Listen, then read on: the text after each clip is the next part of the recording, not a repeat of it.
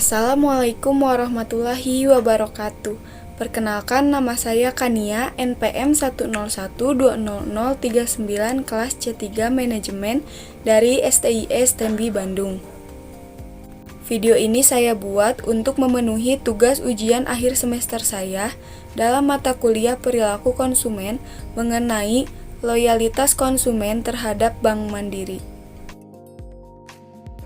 Pada 2 Oktober 1998, Bank Mandiri resmi berdiri. Saat itu pemerintah Republik Indonesia sedang melakukan restrukturisasi perbankan untuk menanggulangi krisis ekonomi yang terjadi pada tahun 1997. 4 bank lain yang akhirnya bergabung dengan Bank Mandiri pada tanggal 31 Juli 1999 diantaranya adalah Bank Bumidaya, Bank Dagang Negara, Bank Ekspor Impor Indonesia, dan Bank Pembangunan Indonesia.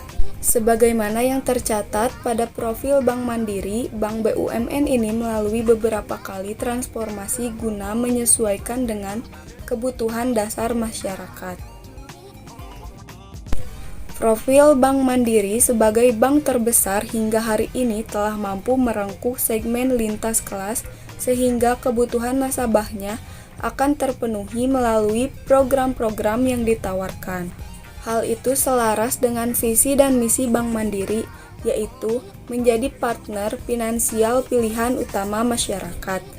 Misi Bank BUMN ini adalah menyesuaikan program perusahaan dengan perkembangan dunia dan teknologi, yaitu menyediakan layanan perbankan digital yang andal dan simpel sehingga mempermudah kehidupan keuangan nasabah. Pasca penggabungan, Bank Mandiri mengalami berbagai proses panjang dalam penyesuaian budaya maupun teknologi. Bahkan, pengurangan pegawai sebanyak 8.980 orang dan kantor cabang sebanyak 194 unit juga dilakukan guna menciptakan konsolidasi baru. Saat ini Bank Mandiri menjadi salah satu bank terbesar dengan nasabah yang sangat signifikan perkembangannya. Loyalitas tidak bisa dibeli dengan uang. Loyalitas akan terbentuk ketika para konsumen melewati tahapan-tahapan siklus pembelian. Tahap pertama adalah memiliki kesadaran terhadap produk. Di sini, perusahaan harus bisa membuat calon konsumen menyadari keberadaan produk mereka. Caranya bisa melalui pemasaran atau marketing dengan iklan ataupun media lain seperti promosi. Dari kesadaran inilah calon konsumen atau calon pelanggan kemudian memiliki keputusan untuk melakukan pembelian pertama mereka. Ada beberapa faktor yang mempengaruhi loyalitas konsumen. Yang pertama, satisfaction, bisa juga diartikan sebagai kepuasan. Kepuasan akan menjadi faktor penentu apakah mereka akan memiliki keputusan untuk kembali membeli atau menggunakan sebuah produk. Kualitas produk serta kualitas layanan adalah cara terbaik dan efektif untuk membangun rasa kepuasan dari para pelanggan terhadap suatu perusahaan. Yang kedua, emotional bonding. Pelanggan dapat merasakan bahwa sebuah brand benar-benar mencerminkan kepribadian mereka. Dengan demikian, tercipta sebuah ikatan emosional antara brand dengan pelanggan atau bahkan dengan sesama pelanggan. Rasa kesetiaan atau loyalitas bisa hadir bila sebuah perusahaan dapat memanfaatkan rasa emosional ini dengan baik. Yang ketiga, trust. Membangun kepercayaan akan semakin memperkuat rasa loyal dari para konsumen atau pelanggan terhadap perusahaan. Yang keempat, choice reduction and habit, atau kemudahan dan kebiasaan. Pelanggan akan merasa nyaman dengan sebuah produk jika mereka mendapatkan kemudahan dalam memperolehnya. Pelanggan pun akan terbiasa dengan rutinitas tersebut, dan lama-kelamaan rutinitas tersebut terakumulasi dan menjadi loyalitas. Yang kelima, history with the company. Pengalaman yang dirasakan oleh seorang pelanggan dengan perusahaan juga akan membentuk loyalitas. Hubungan antara perusahaan dengan pelanggan sangat berpengaruh dalam meningkatkan retensi pelanggan. Perusahaan yang menjaga hubungan baik dengan pelanggan akan lebih mudah meningkatkan nilai retensi pelanggan. Biasanya ada beberapa strategi yang dilakukan. Strategi yang dilakukan seperti penerapan strategi customer relationship dengan cara pertama, melakukan gamification. Metode gamification adalah menerapkan beberapa aturan dalam permainan atau game untuk mempertahankan pelanggan. Cara yang paling sering ditemui adalah dengan menerapkan leaderboard. Leaderboard ini akan memuat daftar pelanggan dengan total transaksi paling banyak. Pelanggan yang memuncaki leaderboard berhak atas reward dari perusahaan. Dengan adanya sistem seperti ini, pelanggan akan berlomba-lomba untuk mendapatkan reward dengan cara melakukan lebih banyak transaksi. Pelanggan juga akan lebih terikat dengan produk perusahaan karena adanya persaingan tersebut. Yang kedua, memanfaatkan teknologi. Hidup di era kecanggihan teknologi, manusia cenderung menginginkan kepraktisan. Begitu pula untuk mendapatkan produk yang mereka inginkan. Sebisa mungkin mereka melakukan tindakan seminimal mungkin untuk mendapatkan kebutuhannya. Hal ini sebaiknya Anda manfaatkan untuk mempertahankan pelanggan. Yang ketiga, menerapkan loyalty program. Apresiasi yang baik terhadap pelanggan akan meninggalkan kesan positif bagi mereka. Di samping memberikan produk atau jasa yang berkualitas, perusahaan juga bisa memberikan apresiasi dalam bentuk loyalty program. Loyalty program ini dapat dilakukan dengan sistem poin. Untuk setiap transaksi atas produk atau jasa, pelanggan akan diberi poin. Poin-poin tersebut nantinya dapat ditukarkan dengan beragam hadiah atau penawaran eksklusif seperti voucher belanja atau hadiah menarik lainnya. Program seperti ini akan membuat pelanggan merasa diistimewakan sehingga potensi retensinya bisa meningkat.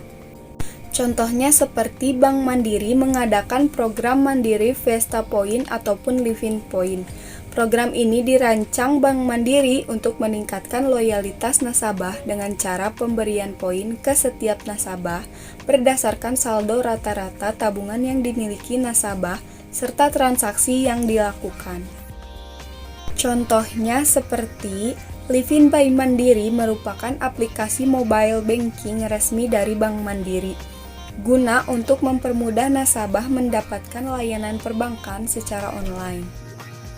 Contohnya seperti Fiesta Point ataupun Livin Point menjadi salah satu inovasi dalam loyalty program Bank Mandiri dengan memberikan poin kepada setiap nasabah yang bertransaksi secara aktif di layanan Mandiri Online atau Mandiri ATM, serta menggunakan Mandiri Debit dan atau juga menggunakan Mandiri kredit ketika berbelanja. Poin ini kemudian akan terus terakumulasi dan dapat ditukarkan dengan berbagai hadiah langsung atau diskon di ribuan merchant partner Bank Mandiri yang ada di seluruh Indonesia. Persepsi saya mengenai Bank Mandiri. Pertama kali saya mencoba menggunakan Bank Mandiri karena saya mendapatkan beasiswa KIP kuliah dan penyaluran dananya melalui Bank Mandiri. Waktu itu ada perubahan kartu KIP yang saya miliki. Jadi waktu itu kartu KIP-nya berubah menjadi ATM Mandiri. Sepertinya sih termasuk ke dalam produk tabunganku dari Bank Mandiri.